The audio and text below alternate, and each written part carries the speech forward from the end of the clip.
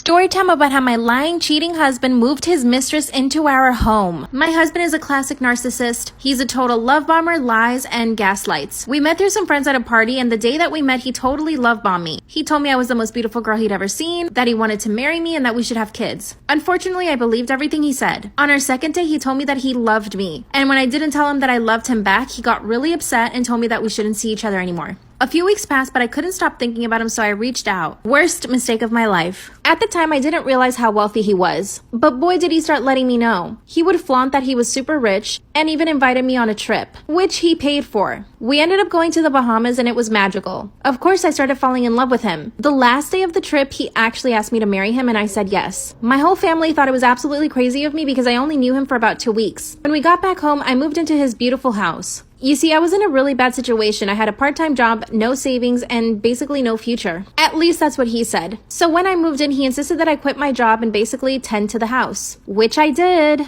So I had no money of my own. This was around the time that he would start gaslighting me. Whenever we got into fights, he would call me names and just threaten me. And when I would bring it up later on, he would totally deny that he ever said anything like that. When we started planning the wedding, things calmed down. He was always at work and I was always at home. We finally got married and went on our honeymoon to Italy. And that's when he started changing even more. He would shame me whenever I tried to post a cute picture of myself on Instagram. And he basically convinced me that I was trying to get attention from other guys, so I stopped posting. Our third night in Italy, he got drunk and we got into a really big fight. I decided to leave the hotel, but when I came back a few hours later, he had a random girl in his room and told me to leave. I couldn't believe his behavior. After about 20 minutes, he let me back into the room and told the girl to leave. That's when I told him I was going to go back home and that I made a huge mistake by marrying him. He apologized and started crying. He said nothing happened to her and part of me just wanted to believe him so desperately, so I did. When we got back home, he was on his best behavior. Until one day he told me he wanted to hire a live-in cleaning lady. Little did I know it was his mistress. My narcissist of a husband told me he wanted to hire a cleaning lady. A live-in cleaning lady. A few days later, he shows up with this woman who clearly did not look like a cleaning lady. When I told him I did not want her living in our home, he told me that I had to do what he said because he was the breadwinner. Mind you, he told me to quit my job, so I did. That's when he told me that somebody needed to clean the house, cook for him, and basically take care of him. In other words, I wasn't doing that. Which isn't true because I made him dinners every single day and cleaned the entire house. I told him I knew she wasn't a cleaning lady and that he needed to kick her out. He got really angry and slammed the door. A few minutes later, I hear him coming up the stairs with her. He shows her to the guest room and tells her to settle in. Then he came back into the room, told me that I had to deal with it and that this is how things were going to be from now on. By the way, this girl is Russian, and my husband told me that she did not speak English. So basically, I had no way to communicate with her. But my husband did speak Russian, isn't that convenient?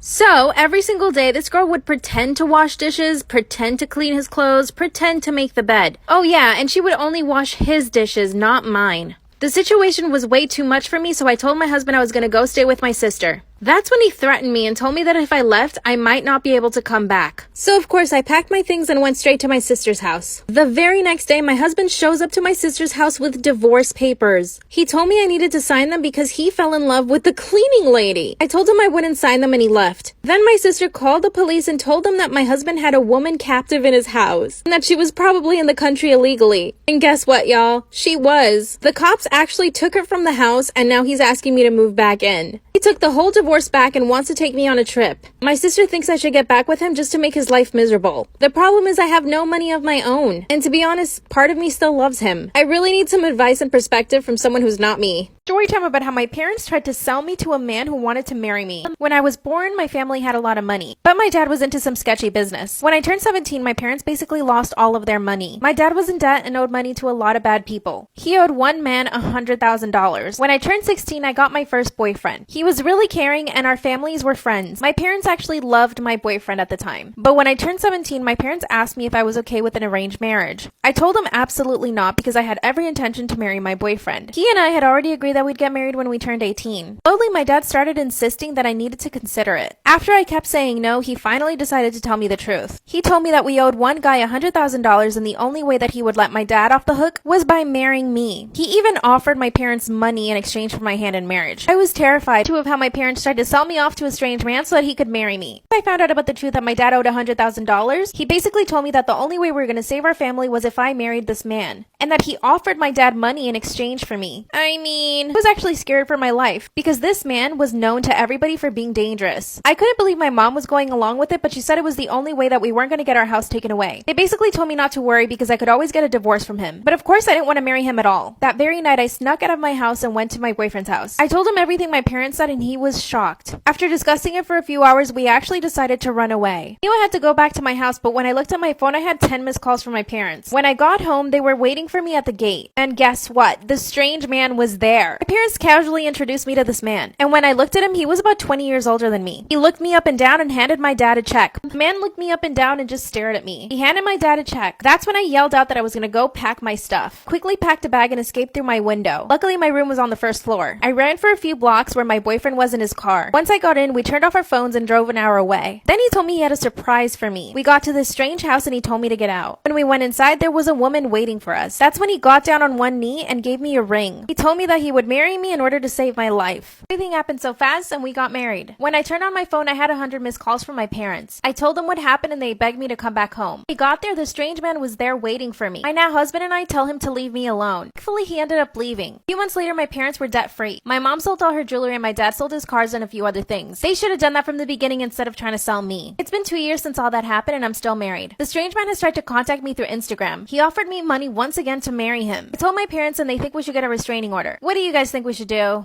Story time about how my roommate tried to kill my dog and blame it on me. My roommate is literally the craziest person I've ever met. It's a freaking nightmare. Wait till you hear everything she's done. Her and I moved in together at the beginning of the year, so we haven't been living together for that long. But before that, I considered her one of my best friends. We would hang out all the time. Oh yeah, and she loved my dog. I had just gotten out of a relationship and I told her I wanted to find an apartment and she suggested we live together, so of course we went and found an apartment. Things were good for the first 2 months. We had movie nights, we would cook for each other, and we would just go about our business without any problems. Luckily, I work from home, so I'm always with my dog. Whenever I have an errand to run, I'll just leave her in my room and she usually sleeps. A month ago, I come home and I hear my roommate yelling at my dog. But my roommate didn't realize I was home. When she saw me, she picked up my dog and pretended that she was just joking. I did not like it at all, so I confronted her and I asked her why she was yelling at my dog. She said she wasn't and that I must have heard wrong. The following day, she went to work and left the door open. My dog was about to run out and we live on a busy street, so my crazy roommate started leaving our front door open, knowing very well that my dog could escape at any moment, and we lived on a busy street, God forbid, so I would constantly tell my roommate to stop leaving the door open. That's when she told me that she doesn't know how that's happening and that somebody else must be doing it. This girl was literally trying to convince me that someone was opening our door on purpose, so I finally decided to confront my roommate. I asked her why she was leaving the door open and why she yelled at my dog, and then she confessed that she actually hates dogs. She thinks they're gross and they don't belong in a house. She also told me that she always pretended to like my dog so that I wouldn't get offended. I told her that I thought the best thing for us was for me to move out. She starts to cry and begs me not to leave. She told me that she'll try to tolerate my dog more. After that, she gave me a printed sheet of paper with rules on it. Basically all the things my dog can't do. For example, my dog can't hang out in the living room or even sit on the couch, which she always did. And the biggest rule of all, she did not want her in the bathroom or the kitchen. She wanted her to be in my room all day. This is where it gets scary. When she gave me all the new rules of how my dog had to behave, I told her I was definitely moving out. That's when she told me that she wished my dog was dead. She told me that my dog was coming in between her and my relationship. Ew. I literally had to sit her down and explain to her that my dog is like my child. I love my dog so much. I would do anything for my dog. Then she asked me if I loved her. I was like, yes, of course I love you, but my dog is like my child. So if I need to move out, I will. Then she gave me the silent treatment. A few days later, I tell her I'm gonna go to my friend's house. I get in my car and drive away, but I realize I forgot something, so I drive back home. That's when I walk into the apartment and I see my roommate holding my dog over the balcony. She was literally about to drop her. I grabbed my dog and I ran away. I went straight to the police and I filed a restraining order. But the police went to talk to her and she told them that I was the one that tried to throw my dog over. Thankfully, the police don't believe her, but now I have to find a place to live. How am I gonna go to my apartment and get all my stuff? What should I do?